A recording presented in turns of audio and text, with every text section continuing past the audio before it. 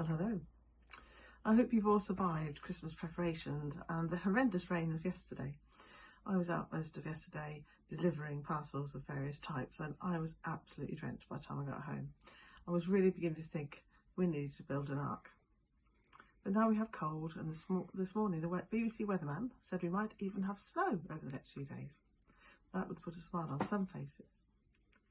This evening all the shops have closed. The busyness will stop. Hopefully you have Christmas food to eat. Although none of us can gather with family and friends as we would like to, we now have some time to really think about the real meaning of Christmas. You'll always have memories of Christmases past, some good, perhaps some not so good. It's a time when the world would say that we should all have really happy times, but it's certainly not the case for everyone.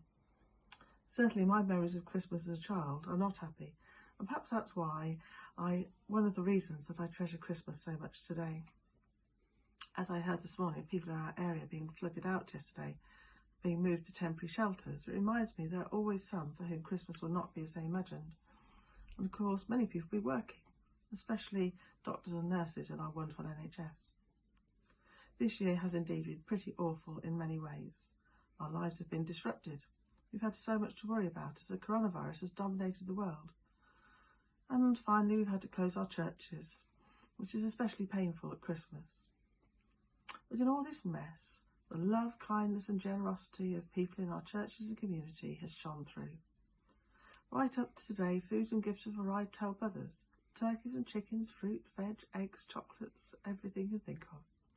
We've had donations of hampers and money, and despite all the deliveries to family and individuals in Stanground, Facet and even into the city, we still have food to share. Our last delivery of the day was to a local homeless hostel. I'm now looking forward to having a hallway that doesn't look like an untidy branch of a supermarket.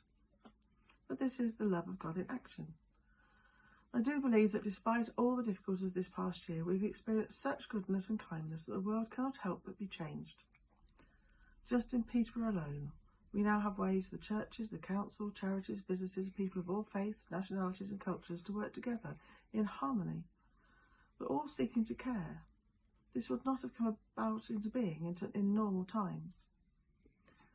When Jesus was born so many years ago, he too was born into difficult times. His mother Mary would not have known what her son would grow up to be, or what the future would hold. But she did trust God, even when her life was painful. We, like Mary, need to continue to trust in God because God promises to love us come what may. We can't see ahead, but we know of God's love and faithfulness in the past, and we can trust in his love for us now and in all the future. Meanwhile, he shows us signs of the brighter future through the love and generosity that we can see all around us. Pope Francis has just written a new book. It's called Dare to Dream, and it talks of dreaming of a better future. He calls us to dream big. He calls us to rethink our priorities following COVID, to rethink what we value, what we want, what we seek, and then commit to that in our daily lives. He thinks God is calling us to dare to create something new, and I think I agree. So as we celebrate this little quiet Christmas, and as we remember the first Christmas, let's imagine and dream a better future, built on the love and compassion shown by God when he sent his only son as a fragile baby to be among us. Then let us all become people who shape a better future through love and compassion given to us all through Jesus. So may God bless you this Christmas and always, and may the love, joy and peace of God rest upon you and all those you love, today and always.